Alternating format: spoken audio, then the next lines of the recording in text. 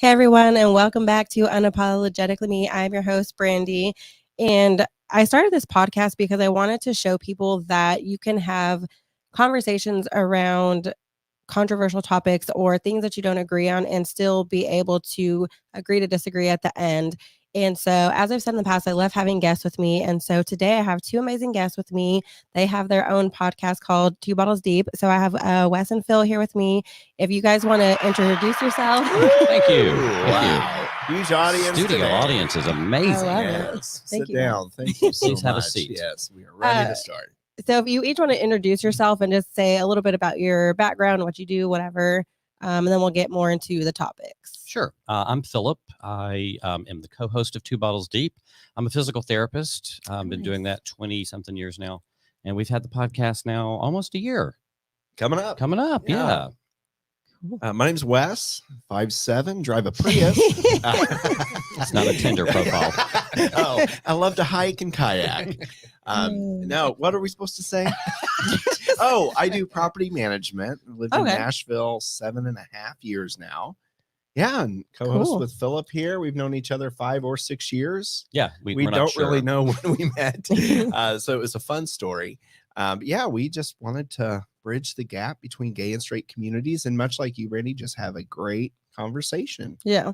Awesome. So I actually, like where I record at, they also use the same platform. And so I had heard their podcast, which I really like because they kind of do the same thing, but in a different aspect. So having those conversations around things that maybe people in the straight community don't understand, or even just different aspects of the LGBTQ community. And I like the way that they do it because they're not afraid to ask questions. And I love asking questions. So I'm like, it would be great to have them on and do a show together.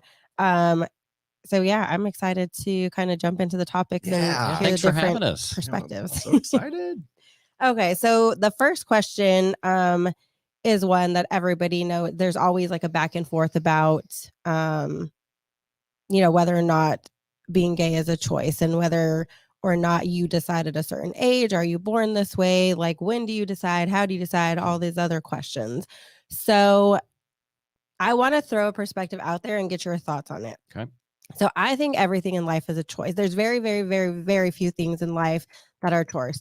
So like the anatomy that you're born with, like that's just what you're born with. You can change that later on, but what you're born with is the way that you're born. How you feel about it is obviously different. But the physical aspect of it, like that's just the way it is. So even when it comes to love, like I believe love is a choice. Like you don't fall in and out of love because that's too easy. Then you just get to kind of do what you want. And that's why divorce is so easy. So to me, I say that straight or gay, I think is a choice. And I think the only reason that it's such a big deal whenever they say it's a choice if you're gay is because being straight is normalized. So nobody has to come out and say, well, I'm straight, because that's the normal thing. So everybody just assumes straight out of birth that this person is straight. So there's no question.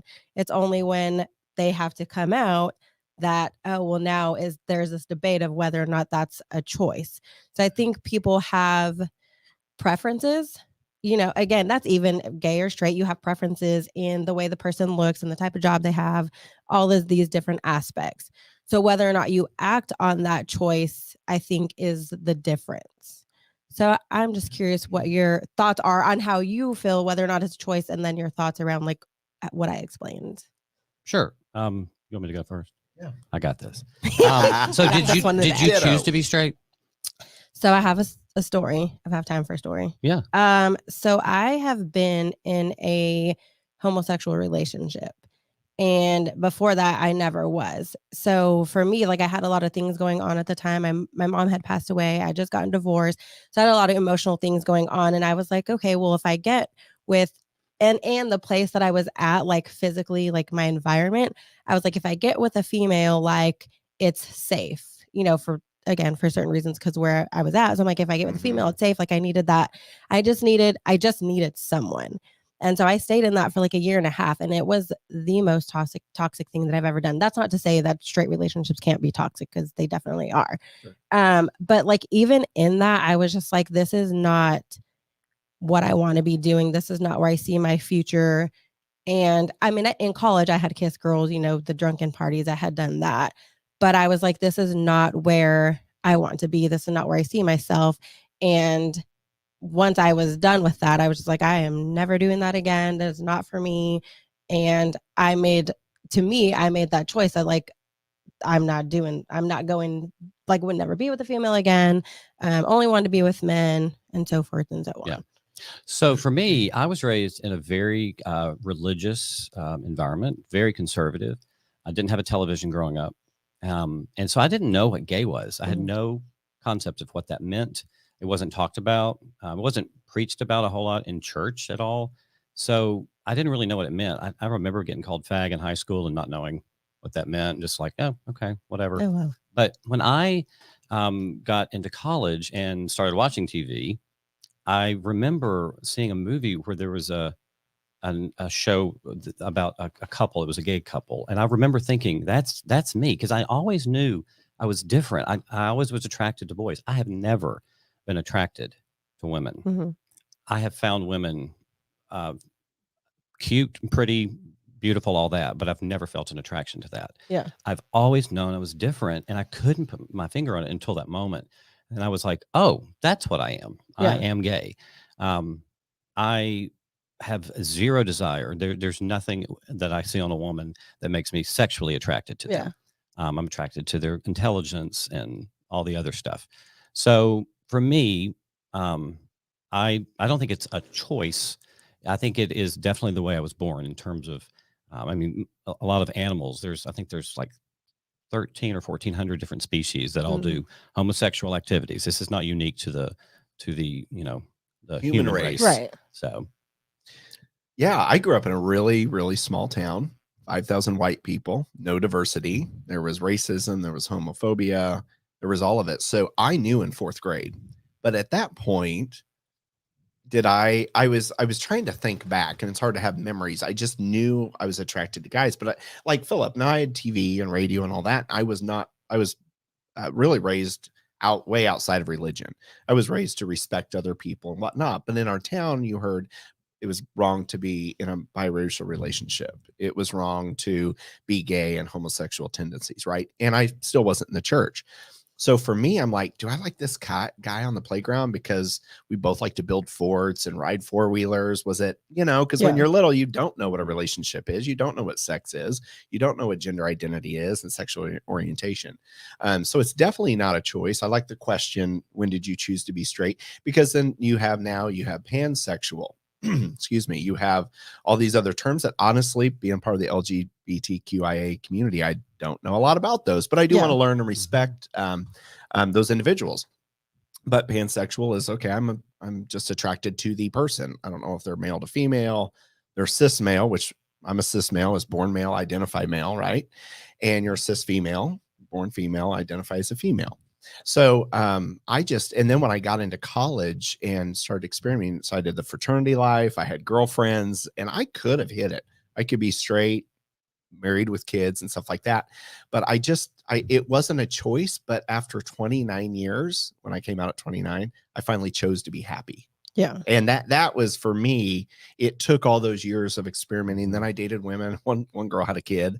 I'm like, nope, we're good. But it took that, and I have nephews. I love my nephews. I love kids. I love babies. But I just, after that season of my life, I'm like, oh, okay, I needed to experience that to know that wasn't for me. Yeah. We all go through experiences. You had that as well. Yeah. So do you think in relationships, like, do you think that you choose who you love? Do you think you choose, like, the person that you decide to be in a relationship with? I mean, I think love's interesting because I think you can be in love for a weekend. You can have a vacation boyfriend or girlfriend. You can be in love forever and ever. I mean, my parents have been together 50 something years and still claim to be in love. Like, I think love is, you can love all sorts of people. There's plenty of people on this earth that I could be in love with. I don't think there is one person that I'm supposed to be with. I think, because what if I, got kidnapped and taken to, Europe, and I'm living there now. I can find somebody to love in Europe. I guarantee you, I think there's plenty of people on this planet, because if I was born in a small town in Tennessee and never left, am I to assume that the one person I'm supposed to be with is in that town? Right. there's plenty of other people, and it also depends on experiences. Who I loved 20 years ago is probably not the same person as who I would love now, because my stipulations have changed. What I will put up with. Right. I've become a lot more tolerant now that I'm older. I'm like, my list is much shorter. Of what I'm like, you have a pulse, perfect. I could date you. And whereas before, I'm like, oh, you hold your fork wrong, you're out. Yeah. So yeah, I think love's interesting in that aspect. Yeah, and my buddy has a song called "Love Out of Time," and he is now married to the girl, but he was in love with her when she wasn't in love with him. And I think the universe puts us together. I don't think we each have one soulmate. I think that's ridiculous. I think those people that find that person, and think my parents again have been married a little over 40 years. So we're similar. Phillip and I have a lot of differences, but we're similar in that aspect of, I question now, I'm like, is monogamy a thing? Is that real? Some people don't think it's real, and they're happy and they thrive on it. It is a thing for me, I think. But I'm 41 and I'm like, is this it? Being single, I'm like, but I have been in love a few times, and it was genuine, it was real, and I met those guys online. Yeah. It's like meeting at a backyard barbecue. I mean, it's just the new way. But I've lived in Chicago, Austin, and here. So I have found love in every city. Yeah. Do you think there's just one person for you? Well, I was going to say that because you guys had brought it up, and this is so. My husband and I talk about this a lot. I think because the way that I was raised in church, and they did talk about homosexuality, and it was, don't do this or you're going to hell. Yeah, that was with a lot of things. And so, I mean, I grew up that there's one person, like, you get married, you have kids, and like that's the way that it was. And so, like, just in the last few years, my husband and I have talked a lot about monogamy and polygamy, and I understand, and I think it's more of a male thing if you look at biology and you look at mammals, because again, like you were talking about the species, like if you think of the Lion Kingdom, there's one lion and then he has 100 lioness. And so I think that for men, that polygamy is normal. However, for me to actually wrap my mind around it and be okay with it, I'm just like, I don't know if I could do it, because for so long it was, you have one relationship, and if you go outside of that, it's cheating. And I think it's also different if you are all in agreement of, like, like sister wives. Right. So I think that's also different. Up for that. Yeah. That is a choice. And made money. That is a choice. Yeah. So, I mean, I think that polygamy could work if everybody's in agreement. For me, I'm just like, because even though I understand the concept, I understand that for men, it's a physical thing. I understand all of it logically, but I'm just like, emotionally, I don't think I would be able to do it, because it's just ingrained in me that like, you don't do that. So it's very weird, because I'm just like, I understand it, but whether or not I could do it, I'm like, I don't think so. And Wes and I talked about this too, about the kind of open relationships. I'm not sure if it's big in the gay community, but it's probably more prevalent in the gay community. I have a friend that's in a throuple. Yeah. I don't understand that. Like I can't, and like you said, I can't wrap my head around that. I'm all in with one person. I think I could understand the openness a little bit at sometimes if you were like, okay, I need to go to Vegas for one weekend. Okay, fine. If we talk about it, it's, here's the rules. But I think all of that is about communication. Yeah. Oh, for sure. If I was like, Brandi, I need one night in another country, let me do this. I'll get tested when I get back. And you say yes, then we're fine. There should be no reason for us to argue about that. The problem is just that most females would say, yes, I'm okay with it, in fear of the man going to do it anyway. So then they say yes, then he does it, and then he comes back, and then you're mad. Right. Like, and you hold a grudge for a year. Yeah. Remember when you went to Vegas? Exactly. No, or that's not how this longer. works. Yeah. You cannot do that. We did on our show. We had an out lesbian. She's married as well. And their relationships, she's like, it's like we find a best friend, but she's like, you go to a gay bar and it's just a bunch of men wanting to hook up, and it's true. I mean, it's male and female. You put a bunch of females together. It's like they find their best friend. Not everything is over sexualized, but as far as men go, the lion or tiger or whatever's in the jungle, in the jungle, whatever the movie. I didn't see that movie. The Lion King. Yeah, never saw it. So anyway, I'm bad with movies. I've seen like one, Brokeback Mountain, and there's no line in that. But really, I mean, it's interesting because even in our community, the LGBT, the T, the I, the A, and all those, like, I don't know a lot about lesbians, or I know the G. I know the gay, you Yeah. know, and everything is over sexualized, and it's hard to be in a relationship because people are very open, or they don't want to settle, and they don't have that instinct of wanting to partner up forever. Right. And some of us do. Some of us Yeah. have that. I want to be with one person. We were raised that way. Our parents are married, all this stuff. Yeah. And I think that kind of, like you said, goes back to how you're raised, or just, and not even necessarily maybe that, not you specifically, but that people that are like, oh, I just need to find that one person. It's not necessarily because that's what they want. It's just that that's how they were raised. And so they're like, well, this is what I was told to do. So I can't have an open relationship, or I can't like never get married. Like I have to just whatever. So it's just a lot based on how they were raised. Well, a lot. You go to college, you find the girl, you get married, you get a dog, you have kids, you have the picket fence, and and I even being out and gay for the past 11 or 12 years, I still want that person. Yeah, I want that man, right? But it's hard because even though it's not heterosexual, I'm still like, why am I single? Why am I like, I'm not following in my parents' footsteps, right? And that's ingrained in me and from that generation. Yeah.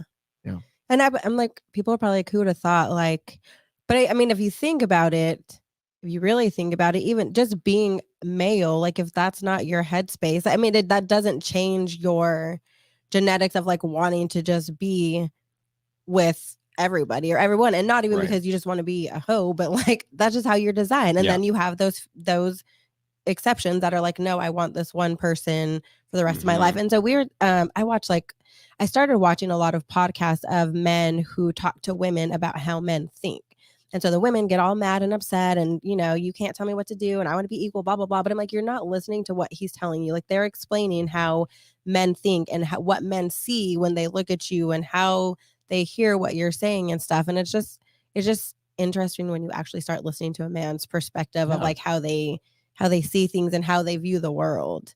It's so different. Yeah, it is. Obviously, which but it's like until you actually listen, you're just like, men are dumb and they don't know what they're talking about. I've heard that before. Yeah. Okay, so on to our next one, cancel culture. So I think you guys did an episode on cancel culture. We've done 2. Yeah, we had to have a follow-up. Yeah, Wes got a little this was heated. on. Okay. Yeah, that's where the blood pressure medicine came in. I listened to that one because you guys had told me about it after. So I listened to that one, which I didn't think, I was waiting for it to like really blow up, but I thought you were really calm. So I don't know, maybe it was the energy in the actual room, because on like listening, I was just like, that was super chill. Like but I think too, like you were like, I'm getting heated, I'm starting to get upset. So you were like verbalizing before it like actually exploded. And it's our own perception. When you listen to yourself back, you're really critical of, oh, I should have said it this way, or I shouldn't have called out Morgan Wallen for that, or Central Park Church. Karen or the Pope. Yeah. I don't remember what I said about the Pope, but it pissed people off. Yeah. That was a good one. So I wanted to talk about that actually, because I thought that was interesting. I think that people, for whatever reason, so 2 things. I have never really heard, maybe y'all have and I just haven't, but I never really hear anybody say anything about community unless they're talking about the gay community, LGBTQ community, or the Black community. Like, you don't really hear people say, oh, the white community, oh, the female community, the male community. Like, do you guys hear that, or is that just me? No, I think you're right. I think the Black community, and especially trans community, that's a big hot topic right now with cancel culture. People are so afraid of being transphobic or being called transphobic that they're changing all sorts of things. So I think you're right. You never hear anybody saying anything about, a white woman trying to, I mean, but is that not weird that they don't call those other groups like, why is there only a Black community and an LGBTQ community or a gay community? Like, have the other ones won their fight? And when I say won their fight, Phillip and I were talking about this recently about how, gays have the right to marry now. We didn't have that. So not that our fight is over, not that our political leaders trying to ban stuff, but there's still a fight on women's reproductive rights. And, that's a whole religious and political thing. But so has that era passed? So now is it like with the gays, we have a lot of rights now. So now is it trans turn? Kind of speaking that way. That's where my mind goes. Like where the community part comes in. Right. Because, women earned the right to vote just 100 years ago, which is crazy, right? Now you can be in a interracial relationship and it not be illegal. We can, 50 years ago, we couldn't have a drink in public. It was illegal. So we've all fought these battles. Now is it the trans? So not to take away from women's rights and all that stuff, but it's like, is that normalized now? So now it's on to something new. Well, I think my question is more of like the word community, I guess. It's like you don't hear, no matter what's going on, I mean, talking about women's rights, you don't hear people say, well, the female community. I'm like, I'm just talking about that specific word community. Like, I don't know why I thought that was strange, but I'm just like, you don't hear that with anything else besides LGBTQ or the black community. Yeah.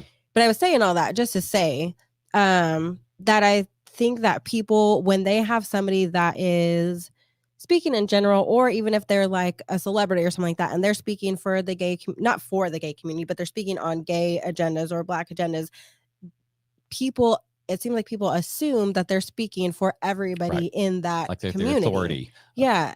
And so that's why I liked what your guys' podcast when you were talking about the pride, because I think most people are like, oh, everybody in LGBTQ loves pride and they all think the same way about it. And then like to hear people being like, which I think what I got from it was not necessarily pride itself, but it was the parade. Yeah. Yeah. That was your issue. Yeah. It's come a long way. I have. I went to the parade this year. Yeah. Used to be anti-parade. Yeah. I just think it represents our community and not the right. What I thought was it represented our community just in not a bright and positive way. It's kind of there's like debauchery on the street. And what should be done in a bedroom? Why are you taking that on a street? Why are you half naked? What does that do for rights? You look, and I've said this too, and Phillip called me out. I'm like, look how Dr. King marched. Look how the women, I mean, the final vote was up in Nashville at the Hermitage Hotel for women's suffrage in 1920. They earned the right to vote. Yeah. And it's just they presented things in a different way, and we're outside with dildos and chains and whips marching down the street. It's pathetic. Yeah. Our parade here in Nashville was beautiful this year. It was fun. One of the bars got a little risque, but overall, there were church groups. Every news channel was there. Dollar General was there. Cracker Barrel was there. Bridgestone was there. That, to me, is a community. We're bridging the gap. We're bringing other people in. I mean, we do have a lot of rights now. Like, you get married now legally and all that. We can't be, I don't know if we can still be fired. But, I mean, still in this last generation or last decade, we could still be fired for being gay. Think you can. I think that falls under the class now, the covered, right? Whatever. So with me being, in this generation, it's like they could be like, "You're gay, you're fired," and that was absolutely legal. So that's why people were marching, and that's why people were protesting, and rightfully so. But come a long way on parades. I think it's kind of how people feel about the protests. The Black Lives Matters, and they're destroying stuff, and it's like, well, you're just showing the stereotype of what people think of you, and now you're out here all over the news, which obviously the news exaggerates, but they're out here showing that's what everybody's seeing. So if you don't have a diverse group of friends and that's your idea, like you said, you grew up in a town of 500 people with only white people, so if you're the only thing that you see is on the news and you see all these Black people acting a fool, like tearing up stuff, like that's going to be your perception of any Black person that you ever see. Yes, or any gay person, right? Or even Latino, or white. Yeah. So the cancel culture. So what are your thoughts on, I know you had brought up Morgan Wallen.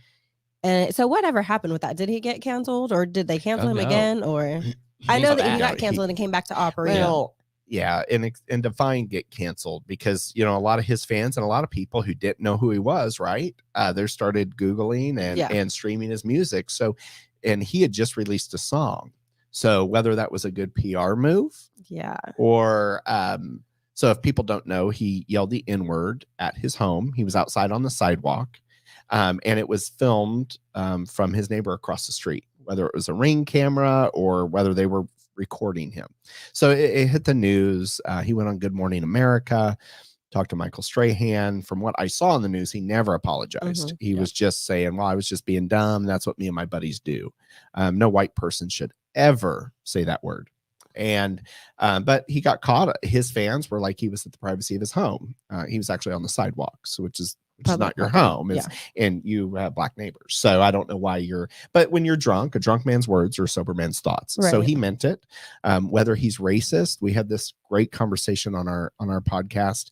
I go back and forth. Like, we've all said it. We've all done it. Like, you learn, you move on, but he's never apologized. He did donate when he had that song that was released. They calculated the extra streams from that publicity somehow. They donated $500,000 to BMAC. It's a Black Music and Coalition thing on Music Row. So they donated $500,000 to that. Money doesn't really talk if you're just going to donate money and keep being a Do the same degenerate, thing, right? yeah. But he hasn't made the news since. And last 2 weeks ago, MLK weekend, there was a Black artist that sold out Bridgestone Arena and brought Morgan Wallen on, and they collaborated on a song in the studio. So they brought him on stage. And I didn't notice the crowd cheering that well. I don't think a lot of Black people know who he is because he's a country artist. Yeah. But it seemed well received. So, and I applaud him for doing that. I think his PR team or he did not do a good job of apologizing and wanting to bridge the gap. Yeah. Phillip has a different kind of view on that. I think he should have went to the Nashville chapter of the NAACP, reached out, reached back out to them. According to the news stories, I think he should have met with them. For what? What are they I going think to do? he A presentation on yes. how to be better. They could do a, people? Like, what a is that lunch gonna- and learn. No, A that's lunch and ridiculous. learn. It's absurd. It's No, yeah, he needed to. If that was me and I was a public figure and I was making millions of dollars from my fans' pockets, you're on all the time, especially when you're in public. This was not his living room with 3 friends. If it was, and it still went out, he has bad friends. That actually happened to somebody. Did you guys hear about the lady? I don't know if she was a senator or what, but that happened. She was in her house, but it somehow got recorded, and they were talking about somebody that was trying to break into her house or something, and it got put out. And she got fired or resigned or whatever. I mean, how old is he? 26. He's 26 years old. Okay. He's a 26-year-old. Who knows how he was raised? He was raised in the country. He's country music. Everyone has said something that they are probably, horrified that they've said. I've said this before. If somebody followed me around with a camera my whole life, I would be horrified. I'd be canceled for years. Yeah. Like, we've all said shit like it, and it's fine to say it and to give people grace and to apologize. I don't think he needs to go and listen to somebody talk to him about how to be a better, person in the community. That's not going to help him. Right. Sitting down with the NAACP is useless. It's completely useless. So I agree with the first part. I disagree with the second part. I think there is a great way to learn. I had my first Black friend in college. I've said those words. I grew up racist and homophobic. Right. And I tried to suppress all that. I knew in 4th grade, hands down, that I was gay. I just didn't know what it was. It was a little bit farther along with Phillip because I had TV, but we weren't represented there. Right. And it's like, so when I met, I'll never forget, I was on the football field at Western Illinois University, and we did like a circle greet, like the inside circle to meet other, like a speed networking thing. Yeah. And you'd switch, and I shook a hand with a Black person for the first time. And I'm like, oh my God, we were talking, and she was pre-med, I think, and all this. And I'm like, there goes the stereotypes. In that one instance, that conversation, I think Look, you had a moment on a football field. This is not, you can't compare that to an NAACP meeting. Yeah, I think those are very different. Completely different. It's a learn. He can learn. No, you're wrong about this. He's not going to learn because he's forced to go to the NAACP. He has to want to change. He has to say, I notice in myself that I shouldn't have said it, and what can I do better? It's not going to be Michael Strahan saying, I don't think he should have said it either, but I don't think he deserves. If you don't like him, don't listen to him. Don't go to his concerts. Don't buy his music. I agree. Don't do that because we vote with our dollars. We vote with our dollars. So if I don't like what, I don't know, Nike's doing, I'm not going to buy Nikes, but I'm not going to post about them. I would never cancel him. And I've come kind of full circle. In the beginning, I wanted to, because I think it's no white person should ever say that word.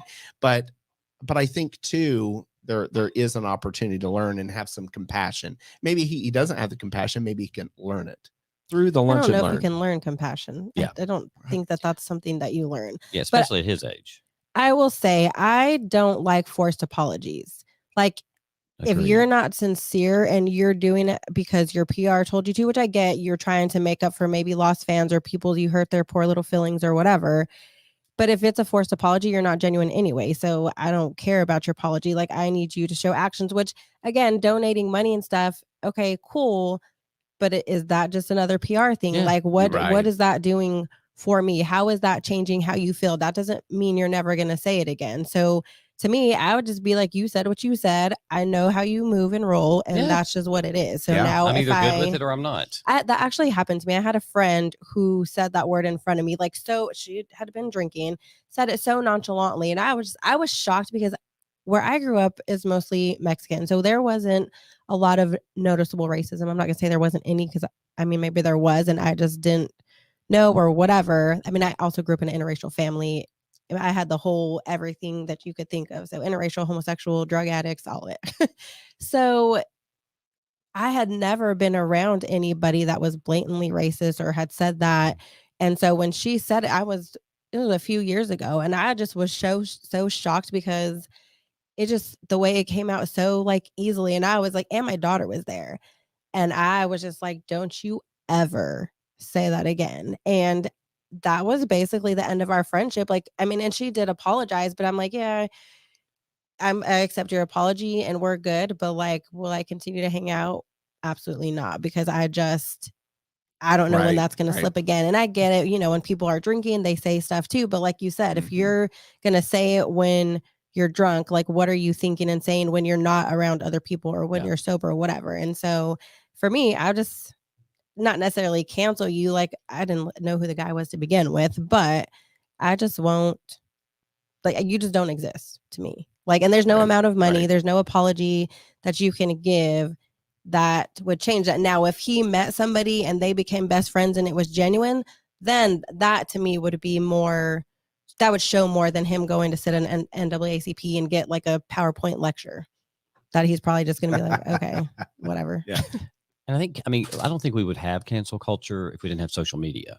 I mean, not at all. 100 years ago, if somebody was trying to cancel somebody, I mean, you can imagine how long it would take to get them canceled, like driving around. Write the paper. I got to take the horse to the next town and tell Larry what he said. I mean, like it's Right. You can't, by that point, it's done. I'm over it by the time the horse arrives to the town. But it's Twitter. Twitter is the number one thing that's going on right now with cancel culture. Some on Instagram and Facebook, but mostly Twitter. And Twitter is, I think, 1 in 5 households have somebody that's on Twitter. And within those, I think 10% of them are posting. So it's like 80% of the content on Twitter is from like 10% of the Twitter people. So, and it's mostly journalists. So it's people who are actively looking for an issue. When J.K. Rowling said something that was considered transphobic, it immediately hit. And then the hashtags, and people start seeing what's trending on hashtags on Twitter, and then they repost because they're pro this or they think they should be. And Wes and I've talked about this. I think people assume because we're in this community that we have to be okay with everything in our community, and we're not. So cancel culture is interesting in that if we didn't have that Twitter piece, and I have Twitter, but I still don't quite get it. Me either. I don't have time to deal with that. But that's what happens. I mean, you can get canceled in an hour just because you tweeted something and then went to work. And you get to work and you're like, oh, I'm fired. Great. Yeah.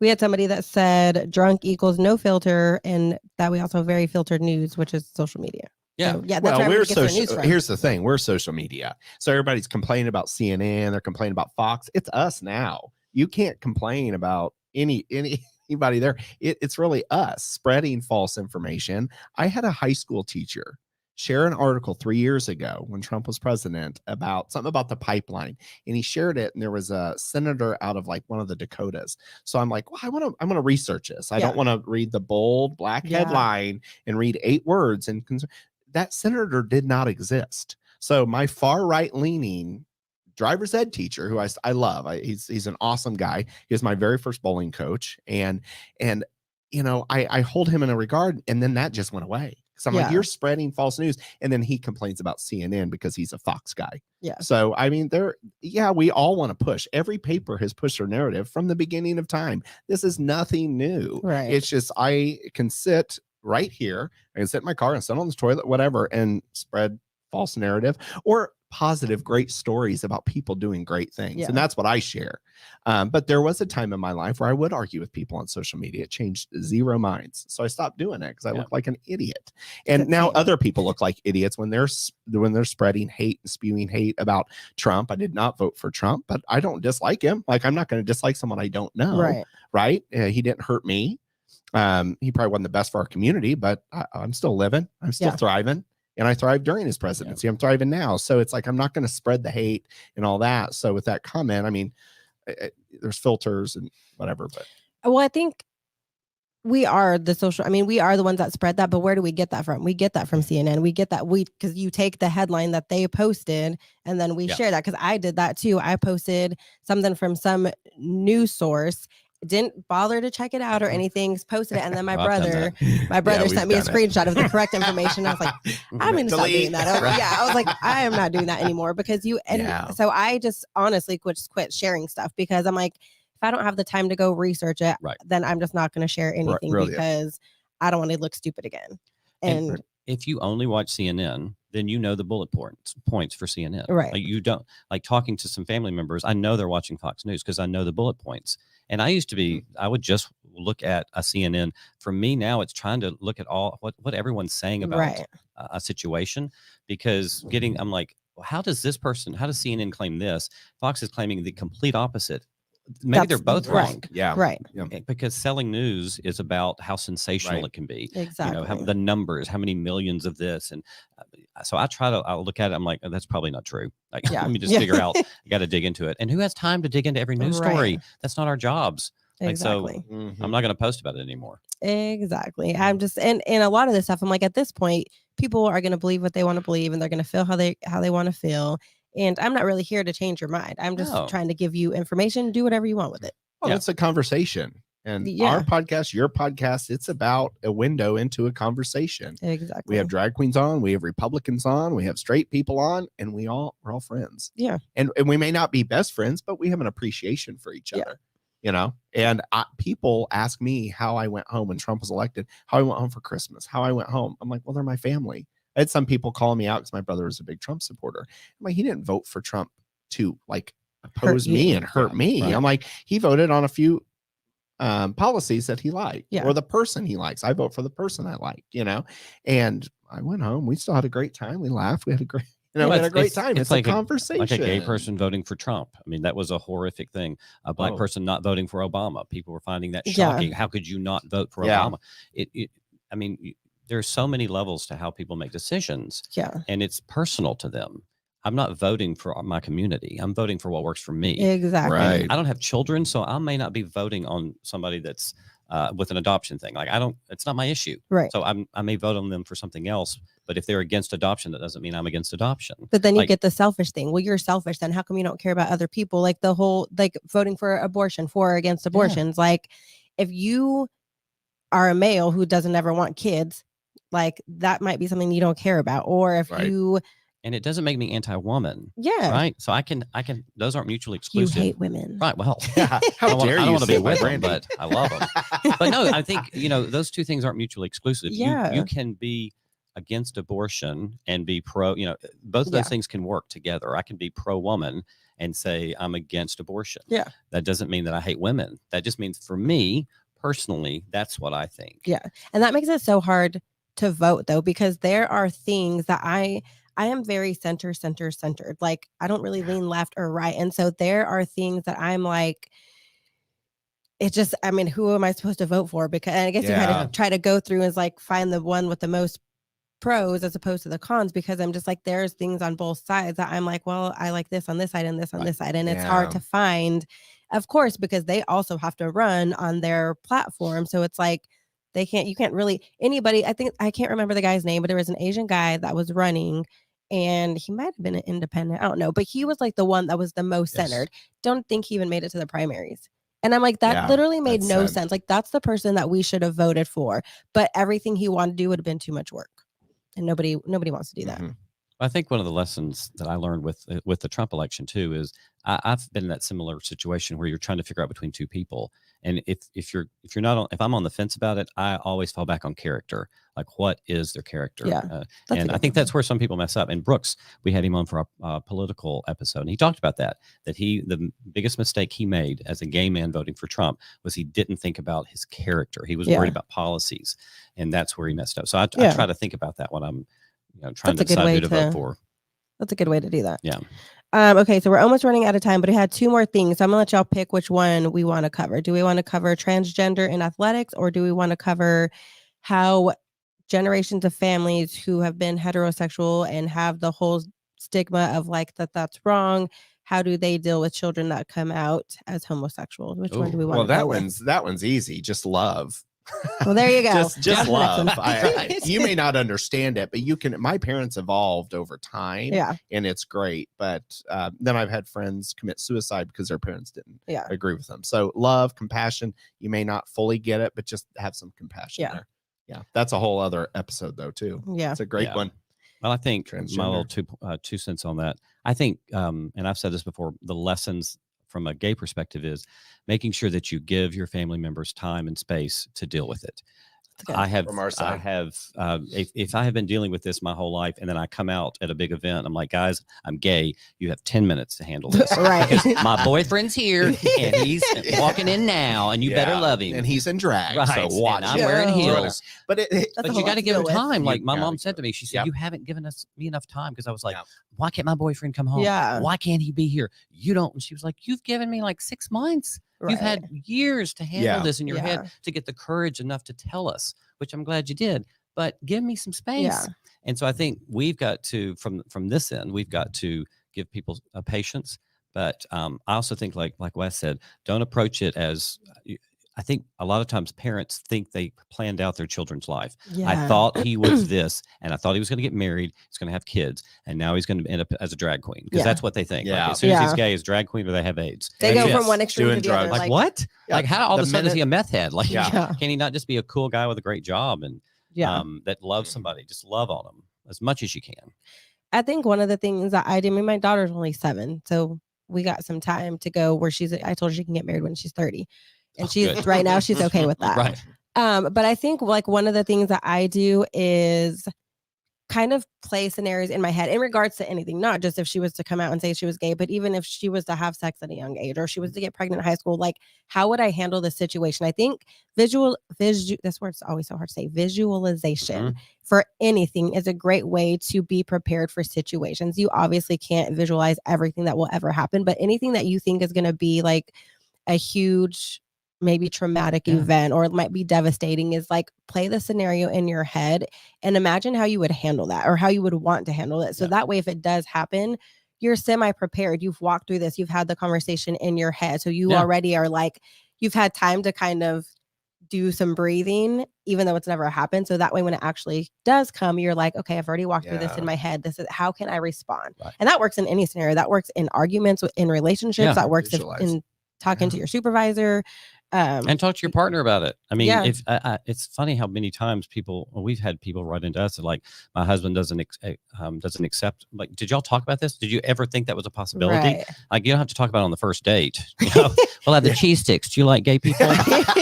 But like, that's a deal breaker. Have those conversations where if we have a child and they wanted to do this, what do we think about that? How do we handle that? How do we love them through it? Yeah. And what if they killed somebody? What if they, like, can we handle all of this that situation? Stuff can happen. What do we do? How do we trans? Yeah.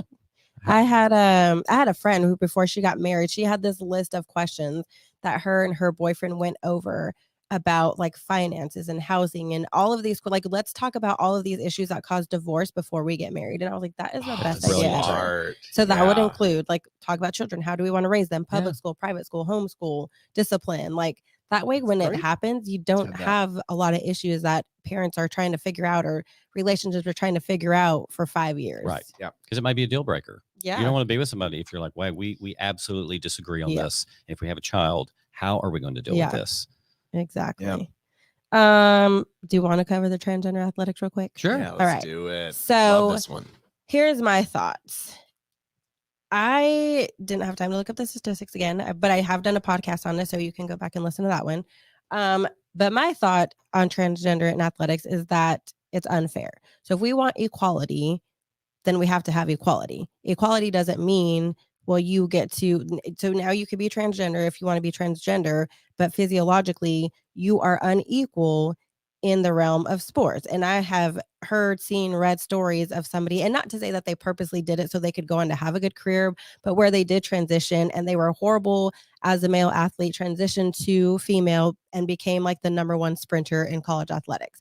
Like that, that doesn't make any sense. I don't care how you word that, make it look, that's impossible that they were the worst and now they're the best, and that that's an equal playing field.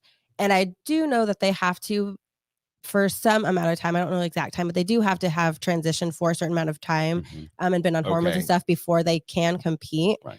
To try to level it out and balance it out. But there's the MMA fighter that is a transgender female, beat the crap out of the female. However, I will say, if you know that this person is transgender and you choose to step in the ring with them, that's on you. Good luck. So that part, like, that's up to you if you choose to do that. I don't agree with it, but if you know that that's happening and you choose to step in that ring, then you're on your own. Yeah. It may depend on the sport. I'm a bowler. It's not a sport. I mean, it is a sport, and it should be in the Olympics. I have a national title. Oh no, not in the Olympics. Yes, the absolutely. Olympics are getting out of control. The curling is in the Olympics. That's what I'm saying. They're getting out of control. I mean, it's a little crazy. But as far as transgender, I want to revert back to science. They are doing. I mean, they have people on treadmills, they have people on bikes, and they are doing blood tests while they're on the bikes after they have transitioned and taken the hormones for 2 years. So to me, it's going to come down to science. I mean, it's a plain fact. I think it's got to be sport specific. Really, I mean, if you're playing badminton, tennis, Serena Williams is like men and women. We're built differently. Right. Michael Phelps has been in the news lately too. And again, he should not be canceled. Those are his thoughts. Yeah. Men are bigger lung capacity, bigger span normally, right? So even if you're taking testosterone or hormones for 2 years, you might still have an advantage, you know? So that's my thing. I mean, the NCAA needs to look at it. High school sports are talking about, these girls that are wanting to go to college, but then, Leroy becomes Leanne, they're her senior year, and now wins all the scholarship money. But at what point had Leanne now transitioned? It just not, you just don't show up and say, just click female, and now you're in that race. So there's deep, again, it's compassion, it's conversations, it's podcasts like these and shows and TED Talks and stuff like that to really kind of bridge the gap, because I know nothing about the trans community. We're learning, we're doing shows on it, and we want to get it right. I think, and this is such a hot topic now with all the accusations of transphobia and all that. And this is an example of where, when I am part of the LGBTQ plus community, I feel like I should support it, but I have an issue with it. And it goes back to science as well. Men are born, when they go through puberty, have 50% more muscle mass than women do. Women have 50% more body fat at times, because they're put on this earth to reproduce, right? That's their, so when you're dealing with testosterone and blockers and all that, I think it comes down to taking each case specifically, like Wes was saying. What are they competing in? How does it involve? How will it make an unfair playing field? But also, you can be against trans in sports and still be pro-trans, right? And I don't think anybody is against trans. I think they're against the trans in sports, and people keep trying to put the two together. Right. Does it make you transphobic to say, I don't think it's fair that you do this specific thing? Now, granted, it's 2% of the population is trans. Right. It's a very small. We have 1 or 2 examples of when trans people have beat cisgender people. But it's still, I think it falls into that. It's not fair, but it's true. Right. It shouldn't be. It shouldn't happen. So, and maybe I'll change my mind as we keep learning this, but right now that's where I am. But I think that, like, taking it down to the science, I think that is good, and doing a case by case specific, but that's also a lot of work. So who's going to do that? Nobody. So they're going to want to do a blanket thing to cover it, because I think Olympics would do it, because there's not that many people. I mean, there's only a few trans people in the Olympics. But how do they get to that point? Because they have to go through all the competitions before then. Right. So every competition before then would also have to do it. And also having a separate, competition for trans seems outrageous, because it's separating people. You don't think that was going to be I thought that was a good solution, like having because they have female sports, they have male sports, they could have transgender female and transgender male sports. They don't have to call it like this is the transgender league. But I mean, before Black people could be in sports, they had the Negro leagues. Yeah. So I think the difference there would be that trans people, their goal oftentimes is to fit into society, to blend in. I was talking to one of the people we're going to be interviewing, just to do kind of some pre-interview work, and she said the biggest compliment is to not think that you have to ask me my pronouns, because that means I've blended in. So to separate them at that point, I don't know, maybe they would want to do that, but it seems like that goes against their idea of wanting to be part of, the society at large. I feel like now we have to ask everybody their pronouns, though, even if they're not trans, because you don't have to. Well, not that we have to, but I just feel like there's I don't know the right word, but like, I mean, everything asked now, like on Facebook and social. I mean, that's just social media. I don't care about that. But as the he, him, does it? or he. But now there's new pronouns. Fair, fair, air. What Take does the that th mean? off the there. You take the th off, and it's air. I don't know. I have no clue. So I mean, I think if you know, I mean, again, that's a whole other topic. But if you're close with like, someone and you intentionally, I'm calling you a pronoun that you don't want to be called, and I know you and I see you 5 times a week, that's just rude. But if I go up to someone at Walmart or Target or wherever and be like, oh, I'm a she or I'm a he or whatever.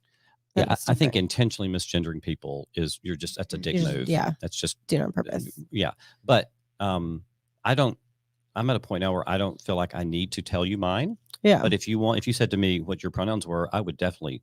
And I always tell people, especially at work, with patients, I'll say, give me some grace here. If I misgender you, please just remind me it's not intentional. It's just because there's 15 other things going on, and you're not the center of my world. So do you add that last part in there? Usually, yes, she does. But yeah, pronoun things. It's tough because it makes people, supposedly it helps people to feel safe, right? It feels like that they're in a safe place. But there's also, a lot to keep up with. It's not my job to make everybody comfortable around me. Yeah. I mean, if I'm not being rude and hateful, if we're just having dinner, it's not my job to before we have the meatloaf, let's go around and do our pronouns real quick. It's just not something I'm willing to do. Yeah. And we're not in that community. And once it's personal, once, I'm the first one in my family to come out, my immediate family, right? Or my close family, then it became, okay, great. Now we kind of understand other things. So it's one of those, once I have people around me that are like, can you, I'm transitioning. My goddaughter is now my godson. I'm still wrapping my head around it. It's still in a process. And he's now 20. Like, I'm changing her name to his name in my phone. I mean, it's not going to be overnight. Kind of like and you still mess up on it. And and he is okay with that. He knows there's going to be mistakes. He knows there's going to be, but we don't take it personally. It's not a personal attack on you. And if somebody gets me wrong, or like this weekend, I was with Mercedes. Everybody's like, you have a beautiful girlfriend. I'm like, no, I'm gay. I wasn't offended. Like, why would I be offended? Why am I going to cancel that person? Yeah. I mean, and I don't know. Maybe it's different, in the trans world. If I was trans, maybe I'd look at it differently, but I do have compassion. We've had a trans mother on her daughter, and it's like, they're amazing people. And we learned so much. We got so much feedback out of it. It's amazing, but I don't want to offend them. I don't want to offend Megan and her family, but I do have questions and I don't understand a lot, but conversation helps. Do we have time for one more question? Sure. Because I have a question. Yeah. So what are your guys' thoughts? And for me, this is just based on sex and relationships and all that in general. But we were have you guys saw the TV show I Am Jazz? I Am Jazz. It was in kind of an old show now, but it was about a transgender female. So a boy transitioning to a girl, right? That's right. Mm-hmm. Okay. So it was about that. So anyways, my daughter wanted to go to Barnes and Noble and just sit there and read books. So I saw the book I Am Jazz, and that crossed my mind that like it was about that show, but I was like, surely not. Like, this is in the kids section. So she starts reading the book and whatever, and then she gets to the word transgender, and she didn't know the word. So she asked me like, Mommy, what is this word? And I was just shocked that like that was in the children's section. And so I was like, okay, we're done with this book. And I didn't tell her the word, I didn't explain it because she doesn't know. So I have like a cousin that's gay. I have 2 cousins that are gay, but I have one that lives here, and they like have taken great care of my daughter. Like, they spoil her, all this stuff. So she knows, like, we went to their wedding, all of that stuff. So she knows that they're in a relationship, but she doesn't necessarily know the terms, like words. And so my question is like, what are your thoughts on, I guess, maybe the age, or like kind of providing children that information as far as like details and words and stuff like that? Even if you're straight, I don't think your parents should have like the burden be conversation with you. Yeah. It is we're humans, right? We're a species. This is natural. I think in our world, and whether it's religion or when they, came over here and conquered America. And it's like, all right, we're all going to live this way in this one dimension. This is male and female. That's it. There's no other, and you got to be married to a woman. You got to have 3 kids. You got to, we need to have this conversation of people are different. Yeah. And my parents really never had that conversation with me. I don't know why, and I had like one sex ed class in 7th grade. And I had no clue. I had a lot of questions. I would have rather have just been open. It's not a how-to course. Illinois was passing this law of teaching LGBT history. Kind of like it's Black History Month, right? And they're teaching it maybe, that's in June, that month. So they're out of school, but teaching it somewhere. And I had a distant family member. It's like, the LGIA, she couldn't even say it right. She's like, that's just not right. And I said, Aunt so-and-so, I said, this is not a how-to course. No one taught me how to be gay. I was born this way. This is history. This is Stonewall. This is Harvey Milk being murdered. Women didn't have rights. During my grandmother's years. My grandmother couldn't vote. It's ridiculous. So I think it's a conversation. I think these books, it's depending I don't know what book that is. How graphic it is. I think it's great. It's a word, it's a definition. I think kids need to know about it. Not forced, but when it comes up, I don't think it's a bad thing to be like, oh, that's when, it's a deep conversation. I'm still trying to learn. So it'd be hard to say. So I respect you as a mother being like, don't want to tackle this yet. Yeah. I get it. But I think it needs to be in curriculum. It's kind of like the olden days of, okay, so-and-so's gay, just don't talk about it. Yeah. No, we're past that, honey. We're here. I also feel if we shut down kids when they ask questions, it could lead to them thinking something differently. For example, if I ask, what does gay mean? And my parents continually said, we're not talking about that. Yeah. Then guess what? I want to know what gay is. It's like, I wasn't allowed to have alcohol. All I wanted to do was drink. Yeah. I was like, I cannot wait to get to college so I can drink. Yeah. Because we couldn't talk about it. I didn't know. No one had the birds and the bees conversation with me. I thought orgasm meant to get really angry. Literally. Rhonda Miller told me that. And I would say, don't have an orgasm. And I thought that meant to get angry because no one talked to me about that. So if I had just a sit down conversation, okay, so this is what transgender means. And you don't have to have an opinion on it. This is what it means. Yeah. Children are very good at that. Very resilient. My brother's approach to his kids, anything they ask, he gives them the honest answer. Yeah. No questions asked. It doesn't matter if it's good, bad, hurtful. What does this do? What is this for? He tells them. Yeah. And they act the same as the other set of kids that don't get the same thing. So it's. And she didn't ask, what does it mean? She didn't know the word, like how to pronounce the word. Yeah. So it wasn't like, oh, well, what is that? It was just like, what is this word? Like how to pronounce it or say it or whatever. And I just was like, oh, I didn't know. Like I was just caught off guard because you didn't know what the book was about either, because it could have gone way deep into something and you're like, I don't know. Yeah. And I think outside of that, it was mostly just, it was about the boy transitioning. After that page, I didn't keep reading to find out like how far it went. And she is very good. We talked to her about like safe touches, unsafe touches. She knows the anatomy as like the penis and vagina. She knows all that, which my husband kind of freaked out. And I was like, that's just what it's called. Like, I don't want her, because they always use this example in DCS training where a girl, I think I might have told you that story, where the girl was like going to see her uncle and her mom would ask like, how did it go? And he was like, oh, he ate my cookie, talking about her vagina. And the mom was like, oh, that's so funny, he ate your cookie. And then found out that like, no, he was molesting her. Wow. So we talk about all of that stuff. So she knows that stuff. And it's trying to navigate like, how much do you tell your kid? How much do you not tell your kid? You don't want your kid to be the one that goes and tells the rest of the school all of, all these details. Do you know what a transgendered is, guys? Yeah. Anybody? It's a show and tell. Right. Come on. Right. So I just trying to navigate, like, how much do you say? When do you say it? Yeah. And I would be very open with her about everything. My husband's the one that's a little more like, especially because she's a girl and it's his baby girl and his daughter. And so he's like, she doesn't know anything. We'll just shelter her. And I'm like, it's not going to work. No. So I was just curious of like, because I also don't want her finding out from other people. And then she gets some random example or definition of something, and that's not it at all. Yeah.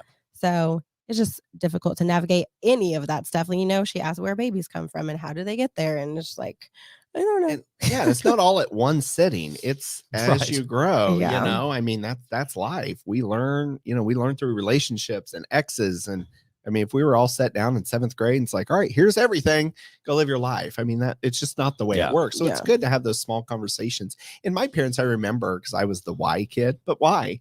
It's this why. Well, why is that? Like why after why after why? I said and so. My parents, yeah, exactly. Why is the sky blue? And my parents are like, well, we'll talk about that again, and little things like that. But we never talked sex. We never talked any of that. It was just sheltered, and it was no religion stuff. It was just how my parents grew up. And kids are so creative. Like two of my nephews are 6. The other one's 1.5, getting ready to be 2.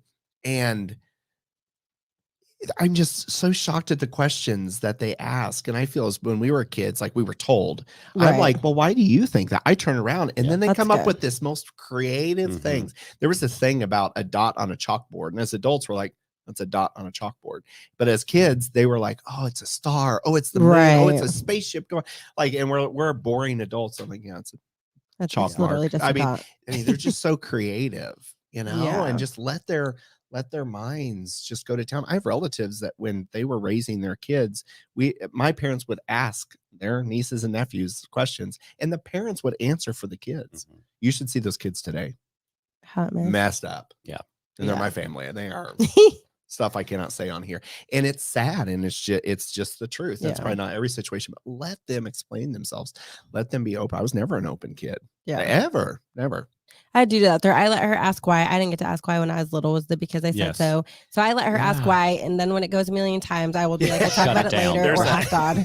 So then she's okay with that. And then I do have her explain herself, because I don't want her to ever have thoughts or feelings about something and say, well, because that's what you said, or that's what you think. Like, I need you to be able to think for yourself. And so if she does say something, I'll be like, well, why do you think that, or where'd you get that from? And I haven't explained to her, like, you're not in trouble. I'm just curious. And I want to make sure that you're not just repeating stuff that you heard me say. So you're teaching her to think. Yeah. And I love that. Those skills. Yeah. That's great. So, well, do you guys have anything else you want to end with, leave with? Tell us where we can follow you. Bowling is a sport. I will tell you that. Bowling is a sport. It is athleticism at its finest. Yeah, I think I'm going to disagree with that one. If you do want some good podcasts too, just like we've got here, 2 Bottles Deep. Very good. It's on Apple, Spotify, everywhere. iHeartRadio. Come listen, give us a follow. And we appreciate you having us on. This was fun. This was a great conversation. Thank you guys so much for being on here. I definitely think it was helpful and kind of help open people's eyes and perspectives to how everybody in the one community doesn't agree or think the same way about everything. So I appreciate you guys being here. Yeah, of course. And remember, you always have a choice.